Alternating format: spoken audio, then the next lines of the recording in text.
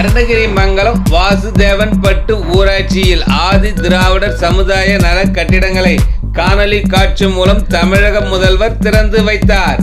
திருவண்ணாமலை மாவட்டம் கலசப்பாக்கம் ஊராட்சி ஒன்றியம் அருணகிரி மங்கலம் ஊராட்சியில் ரூபாய் 86 லட்சம் மதிப்பிலும், புதுப்பாளையம் ஒன்றியம் வாசுதேவன்பட்டு ஊராட்சியில் ரூபாய் 55.92 லட்சம் மதிப்பிலும் ஆதி திராவிடர் சமுதாய நல கட்டிடங்கள் கட்டப்பட்டன. இதனை தமிழக முதலமைச்சர் மு.க. ஸ்டாலின் சென்னையிலிருந்து காணொலி காட்சி மூலம் திறந்து வைத்தார். இதனைத் தொடர்ந்து சமுதாய நல கட்டிடங்களை பொதுமக்கள் பயன்பாட்டிற்காக மாவட்ட ஆட்சித்தலைவர் பாஸ்கரபாண்டியன், சட்டமன்ற உறுப்பினர் பேசுத்தி சரவணன் ஆகியோர் குத்து விளக்கேற்றிய பொதுமக்கள் பயன்பாட்டிற்கு தொடங்கி வைத்த நிகழ்ச்சியில் கலசப்பாக்கம் ஒன்றிய சேர்மன் அன்பரசி ராஜசேகரன், புதுப்பாளையம் ஒன்றிய சேர்மன் சுந்தரபாண்டியன், அருணகிரி மங்கலம் ஊராட்சி மன்ற தலைவர் வித்யா பிரசன்னா மற்றும் உள்ளாட்சி பிரதிநிதிகள், அரசு துறை அலுவலர்கள் உள்பட